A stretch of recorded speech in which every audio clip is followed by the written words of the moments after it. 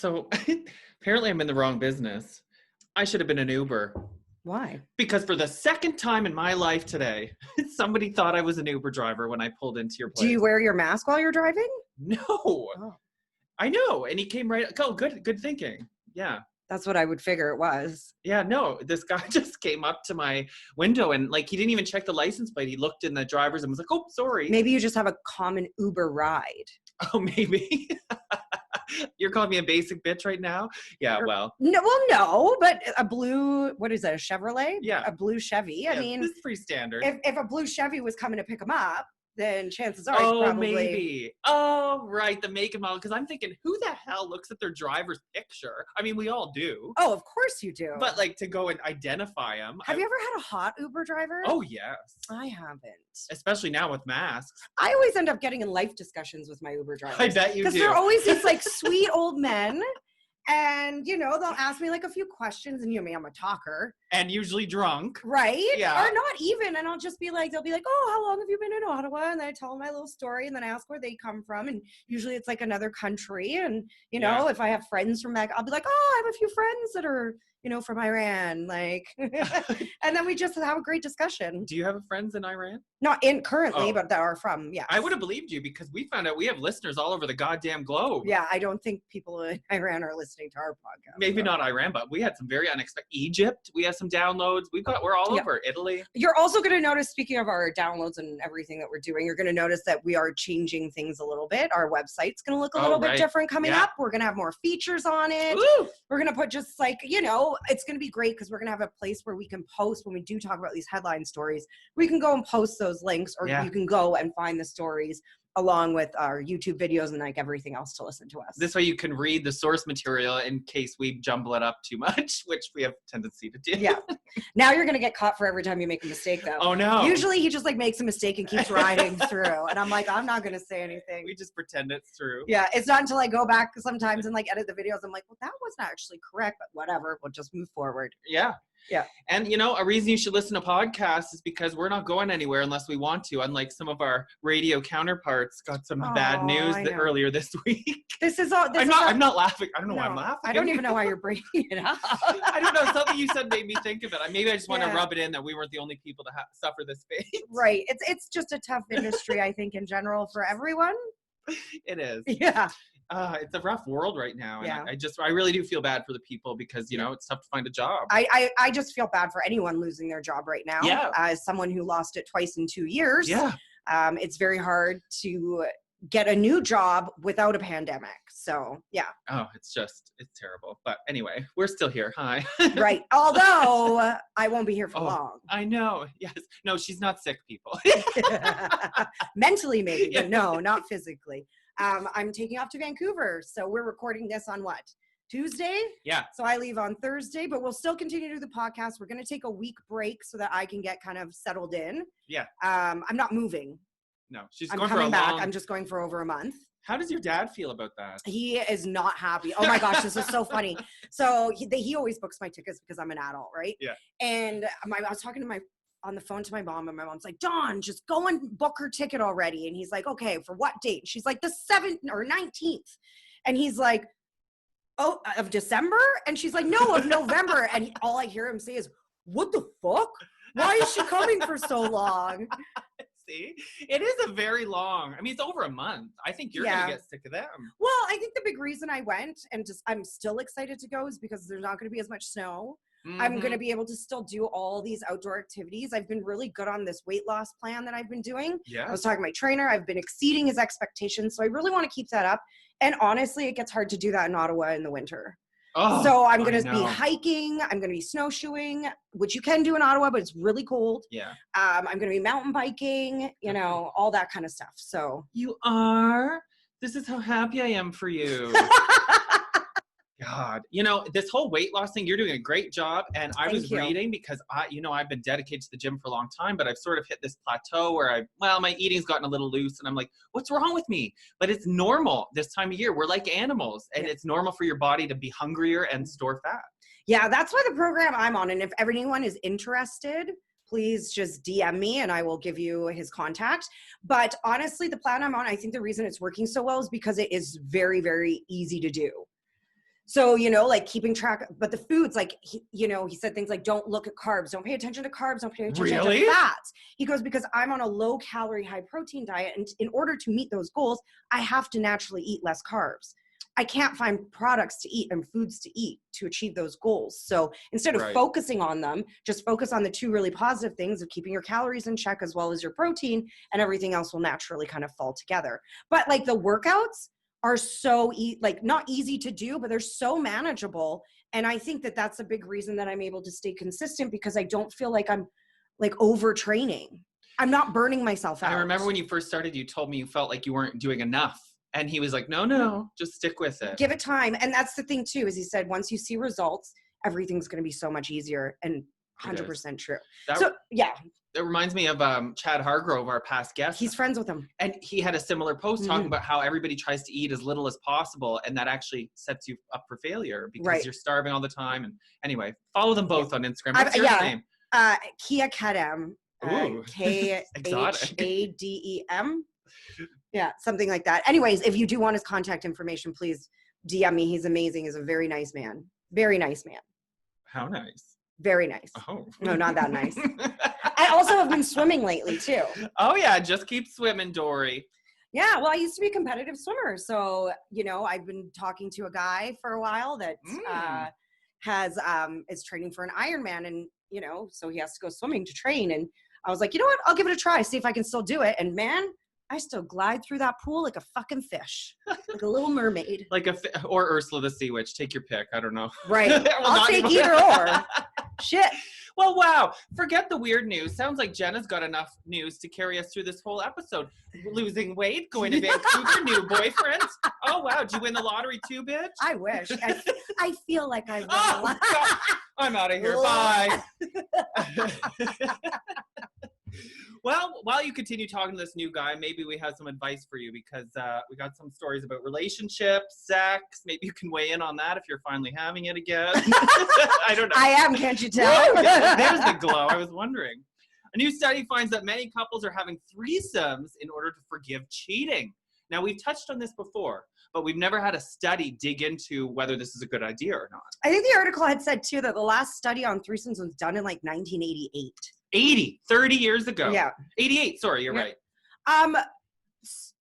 Okay, say that one more time. Okay. That people are using threesomes to forgive cheating. So like I cheat on you in order to... If I catch you cheating, you give me a threesome to like let me, like eye for an eye kind of thing. But that's not eye for an eye. An eye for an eye would be let me go and cheat then. Okay, read this study. Okay, new study finds couples are having threesomes to forgive cheating. According to a new book called Understanding Threesomes, Gender, Sex, and Consensual Non-Monogamy. Sounds like a great book. I want to look it up at the library. Payback is actually not that wild of a reason to have a threesome. They're saying this could work. So the book is based on research, including a survey of 200 people asking about their experiences and attitudes about a mixed sex threesome. So we're only talking about straight relationships here. Okay. They didn't get into the gays. Some of the most interesting findings from this study: women engaged in mixed sex threesomes more often than men as a safe, they put safe in air quotes, way of exploring their sexuality as opposed to simply having a gay experience. Okay, so if you're feeling a little lesy. Yeah.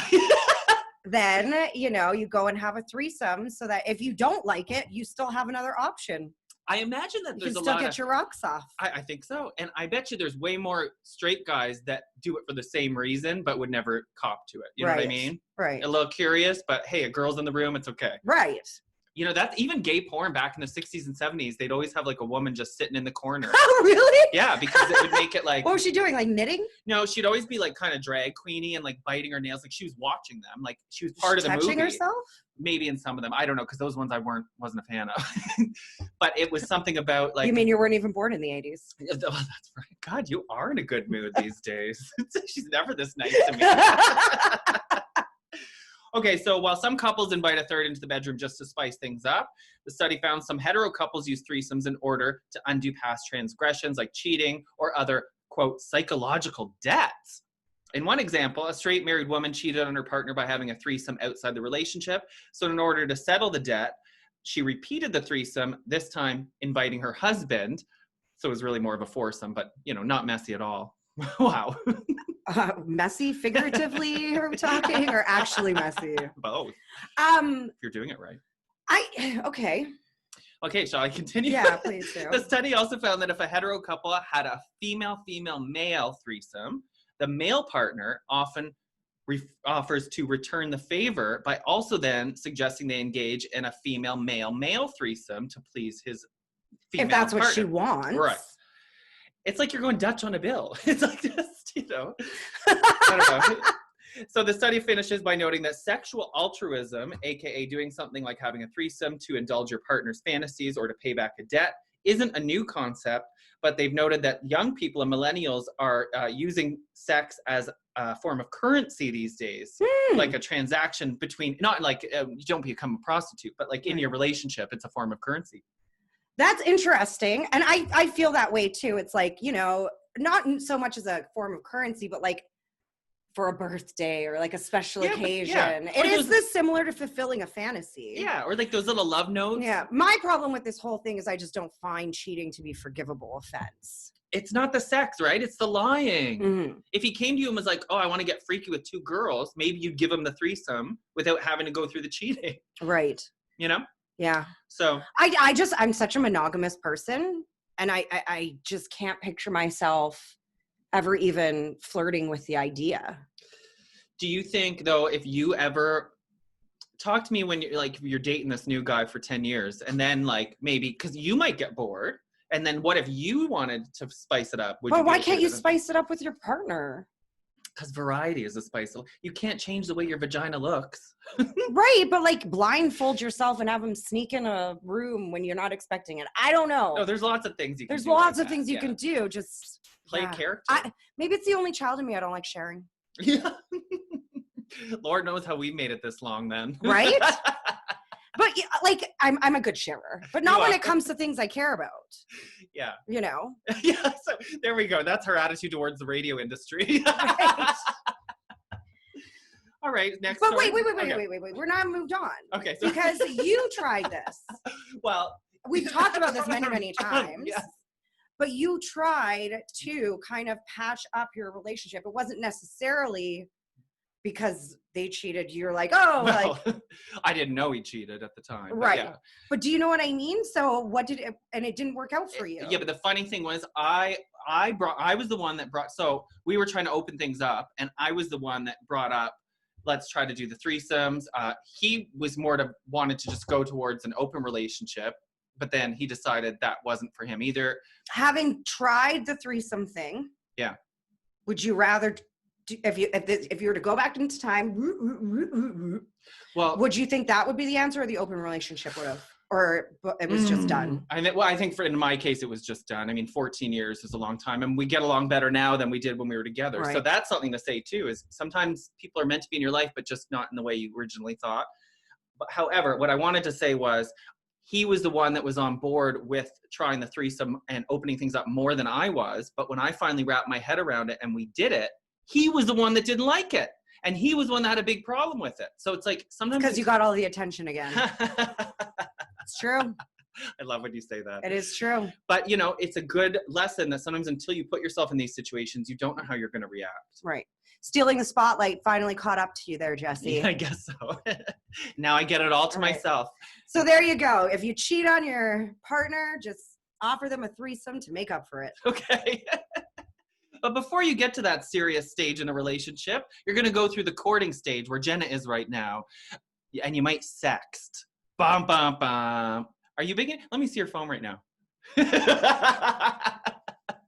No. Let me see your phone. No, but I'm always I would let you see my phone. You didn't even know about the hidden folder in iPhone photos until I told you not too long ago. Because I don't want them hidden. Which kind of plays into this story, actually. How often do your friends share your sex? Okay, I've never shared a sext with you. Have I? I have shown you a couple penises. I lied. I haven't shared them physically, but I have been like, hey, look at his penis. Yeah. You're not only one or two, I think. I think only one, actually. I'm trying to remember. No, we're not going to talk about it. I'll tell you later. No, God, no. No. I like him too much. Oh! That means she doesn't need a second opinion. Right, exactly. Hey. But you showed me some of yours. Yeah. Yeah. But I would never do it, boys, if it was like we were really talking. It's always just, because sometimes on Grindr, they'll just send it to you before even saying hello. I also think it matters too a lot as to who you are sharing it with. Yeah. So like us, we are bound together by like podcasts. We've seen some things. Right, exactly. I would fully trust sending you things. Yeah. You know. But it still makes it awkward for your new guy if you didn't, but if you did and then I have to meet him, it's like, awkward. I think when you're like, first of all, when a guy just like sends you a dick pic before you've even gone on a date, he's just asking, like they're just asking for it to be shared with people. That's what do you think I of think. them, Even though it's like teetering on revenge porn, which is illegal. So now it's in the court. We're getting now. way too into this discussion. No, you're dead on. It's going to the court because they're going to have to rule that this is like revenge porn. Right. Where in the past it was like, well, you shouldn't have sent it in the first place. Yeah. But now they're saying that doesn't hold up anymore because we live online. Dating's online. That's why you never put your face or tattoos in pictures. Yeah, unless you want them to be seen. I mean, it depends. Are you embarrassed or not? So here's what it says. According to a recent study conducted by the Kinsey Institute, of course it was, the answer could be, what? I'm like, I thought there was like a ghost in here. After surveying over 5,000 single adults between the ages of 21 and 75, you go 75-year-old sexters, more than 23%. I'm just impressed they know how to take a photo and send it. Yeah, it's all by accident. They didn't know they did. 23% of people reported sharing sex they received with an average of 3 different friends. Now, this is only 23% of people, but still.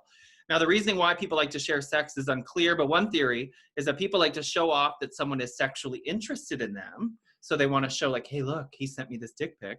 They also want to gauge their friends' reaction. 100%. So if they're impressed, if they're revolted, humans are conditioned to like what other people like. What was the first reason again? They want to show off that someone likes them. See, I don't think it's that much as if they're that hot, you want to show off that hot of a person is interested in you. Yeah, or like sometimes it could be a really hot guy, but a weird looking dick, and you're like, do these match? Could you get over it? So while on the surface, sharing sex with a friend might seem less of a violation than posting revenge porn, like I was saying, these are going to the courts now, because what they said is, quote, when so much of our world is online, including dating, it's no longer a good enough excuse to say, well, you shouldn't have sent it. Well, even if I sent it to you and you wouldn't show a soul, what if your phone got hacked? Right. Yeah. Or lost. Exactly. Who knows? So I understand that, and that's why I don't send you sex. Yeah, but from other people. But obviously. Isn't this kind of nice? Like now you could, or no, you're not allowed to. But the point is, I couldn't leak it, or I'd get in trouble, like I posted revenge porn. I think the whole point of this is just don't send. If someone sends you a nudie, don't send it to anyone else. Yeah. Do what I do and just go, here, Jesse, look. Yes, just, you can look. Don't touch. Can I see it? Yeah, I'm showing you. Yeah. I'm not airdropping it though. Okay. Yeah. And if for the guys out there that send dick pics unsolicited, I mean, you can't even get mad. Yeah, stop sending unsolicited dick pics. That's like really rapey vibes. Yeah, well, I mean, it's called consent. On Grindr, there's a section that says, "Do you accept NSFW pictures? Yes or no?" Well, yeah, because it is consent. Like that is like. You know that story about that guy? I can't remember. He was like a Fox News guy, and he was on a Zoom call and thought his camera was off and started jerking just recently. it. Yeah, recently. Like all those people on there are like, "Yo, I did not consent to seeing your dick." That's like no different than flashing someone out on the street, which is a criminal offense. Is it or illegal? I don't know if it's a criminal offense. Indecent exposure. Yeah, exactly. Well, what's the difference between illegal and criminal offense? Either way, just keep it to yourself. Keep it to yourself. And don't jack off during Zoom calls. Like, come on. I saw a headline about that too. I don't have it. Yeah, we do. Do we have it? Yeah, we do. I sent it to you. What? How about more people are getting sexy on Zoom calls? Hold on. I'm bringing it up. Oh, sex on the clock. Yeah. 58% of remote workers have had sex on the clock. That's not just it. What? What are you on the clock when you're at home? Like, what if it's a lunch break? Like, what if you just take an hour out of your day? Like, that's the thing is we're all working at home right now. And the 9 to 5 unless you work in a program that's like timing you as to when you're online or not, like, does it really count as sex on a clock? No, and a lot of the 9 to 5 jobs are no longer 9 to 5 because you got to deal with kids and you get it in when you can. Now, I'm pretty sure that people have had sex on the clock. Oh, yeah. Like, again, on the lunch break, like, maybe there was a time a long while ago when I was dating a guy that on his lunch break, he came to my house. You know, like for lunchtime quickie, and maybe I tossed him a protein bar on the way out the door. You didn't need one. She already got hers. But you know what I mean? Like, to me, that's not shocking, and nor should it be wrong or taboo. Do you know how many of your employees would work way better if they got it in at lunch? Kind of like a little siesta, a little something to break up the afternoon. But you know what? It's not just actually doing it, but OnlyFans workers or those call girls. Remember something about this documentary I watched on Netflix? It's great. They said since the pandemic started, they've gotten requests from people working at home to like act out that they're on a Zoom call, and all of a sudden they start, playing with themselves on the Zoom call. Because people what does Zoom do with their data? Just curious. Oh, asking good question. For a friend. Did we click something that they can keep all these recordings? Right. But people like to fantasize and fetishize real life. So It's interesting that this work thing is like getting people horny. Work from home. People are getting horny right now no matter what, because everyone's inside. No one's like out in the clubs rubbing up against each other dancing. No one's hugging each other just to say hi. Yeah. Oh, sorry. I found the quote from the cam girl. It says, quote, I think a lot of times people eroticize circumstances they deal with in real life. Oh, that was way less exciting than I made it seem. I'm sorry. So here are the stats from the one you sent me, though. 58% of millennials said that they've done it on the clock. Well, you're a millennial. Have you done it on the clock? Oh, well, does being at Yuck Yucks count? Yeah. You're working, you're getting paid. You wonder why those bathrooms are so dirty. No, I'm just joking. Even though I've done it in the Starbucks bathroom with my face by the toilet, I would never do it in that bathroom at Yuck Yucks. Okay, thank God. So bad. By the way, visit our Instagram to win passes to Yuck Yucks. 68% say they've tried new positions while on the clock. 52% have brought up a kink. How many new positions are there to try after a while? Well, I don't know. I should be asking you that question. 52% have brought up a kink and tried it while on the clock. So what? Like, hit me with this pencil. Really hit me with the pencil? What else? You're not gonna There'd be other options with the pencil, I would think. Oh, like you'd feel a pencil. That's rude. I wouldn't even feel a pencil. Oh my. Oh my. Okay, here we go. Speaking of criminals, were we speaking of criminals? No, not at all. You have the worst segues in the world. I just have to say that. It's part of my charm. Yeah. Speaking about Leafs. Were we talking about Leafs? What were you saying was illegal 2 minutes ago? You said something's illegal. Showing your dick to people that don't want to see it. So we did bring up criminals. A hit and run victim turns out to be a career criminal with a stolen iPhone up his butt. See, so the pencil up the butt. I get it now. I get it. Yeah, but I wasn't even doing that on purpose. I should have. Put an iPhone up his ass? Well, we don't know. This is what I have a problem with this story. They don't say what kind of phone this is. And to me, it makes a big difference because if it was a Samsung Galaxy, like that's just not trendy at all. I could see like swiping it up your butt crack. On vibrate. Or just even, I don't know. Anyway, this is what he did. 32 years old. His name's Tommy Pulhover. Pullover. Okay. But P-U-H-L. Anyway, it doesn't matter. He was a victim of a hit and run in London. Cheerio. He had to be taken to a hospital for x-rays. Wow. The radiologist was shocked to find a phone stuck in his butthole. They left out the most important part, which is what kind of phone it was. How did it get there? Well, turns out... Shoved it up there. Well, obviously he didn't swallow it. Maybe he sat on it. And he was as loose as you are, apparently. Hey, I am not loose. It's like you sucking up a pencil. I said a pencil. Not a fucking banana. So back in the day when I was in university, because in the U.S. they had so many other phones. Mm-hmm. There was a phone that I had from T-Mobile, and it was like, it looked like a small candy phone. It was purple. It was tiny. That could go right up a rectum. Yeah. Also, like the razors. Remember not the razors that we all remember, like the flat ones, but there was like the skinny. Yeah. I think they were called crazers. Yes. That's what I immediately thought too. That could have gone right up, but those haven't been around since the early 2000s. Well, this was in London. What's their tech like over there? I don't know. Dude, it's London. Are you? It's not like Iraq. Like they get shit there. Okay.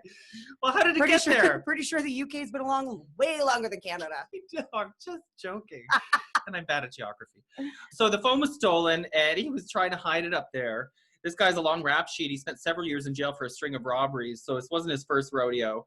This time, however, he assaulted several people at a hospital and screamed a bunch of racist nonsense before jumping in the car. So he's obviously very ill. So he was the criminal, but the funny thing is he was actually the victim of the hit and run because he was driving so crazy. But it turns out maybe that's how it got up his butt. he admitted to theft, dangerous driving, 3 counts of harassment, and 7 counts of assault. He got 3 years in prison for this. Jeez. We're really breezing over it here, but the point is he had a phone up his ass. Cops were not able to find the owner of the phone, and not that they would want it back anyway. This just gives new meaning to the term butt dial, doesn't it? Thank you. I was like, come on. Very much so. I was trying to think of a pun that entire time, and I couldn't come up. So I think we should end on one more. Well, wait, I want to show you his mugshot. Does it look like this is the first time he said something up his butt? Come on. He literally is making the face that, he's literally making the face that someone makes when they talk about things going up the butt. Woo! The face I try to make in all my selfies, too. Yeah, it is. Okay. So I think we should finish on this one because we have not had a Florida story in a really long time. Florida man. Well, they're rid with COVID, so they haven't been out and about as much. Maybe, I don't know. They're really wrapped up in that, election that just went down. But we also haven't had a sex in public story in a while, I don't think. We're here for it. So this is 2 awesome things wrapped into one. All right. A couple gets busted when they stop to get it on next to the road in broad daylight. Okay. So a 39-year-old woman named Amber and her 30-year-old boyfriend. Yeah, Amber. How old is she? Oh, 39. Okay. Cradle robber. His name's Sean. They were driving. This is in Largo, Florida, and I'm trying to remember whereabouts that was, but I can't. I feel like that might be south. It was like Key Largo, Montego, baby, why don't we go to Bermuda, Bahama, come on, pretty. You can buy our album at messypodcast.com. See? And it's on the podcast. We'll sing all we want. Fucking radio. All right. So anyways, they're out for a drive on Saturday afternoon when I guess they got in the mood to fuck, which a lot of people do. Sometimes those moods just strike you out of nowhere. Understandable. I get it. The cops say, but the problem was, sorry, I didn't write this out in point form, so please excuse me. Are you going off memory? Is that what's happening here? Sort of. So what they did was they pulled over. Because this is you. The story's about you. Right. But think about it. If you're in the afternoon, you're driving with your lover, and all of a sudden you're both super horny, you want to have sex, you're gonna pull over and maybe have sex in the car. Well, you ever hear about roadhead people? Come on. Right, but chances are you're going to stay in the car, right? You would stay in the car, Okay, so this was 2:45 in the afternoon on a very busy road. They pull over, get out of the car, and start having sex right there on the side of the road. On like a highway. Yeah, next to a very busy road, tons of cars driving by. The cops started getting all of these calls coming in from drivers being like, yo, there's 2 people having sex. Bumping uglies, whatever you want to call it, doing the nasty on the side of the road.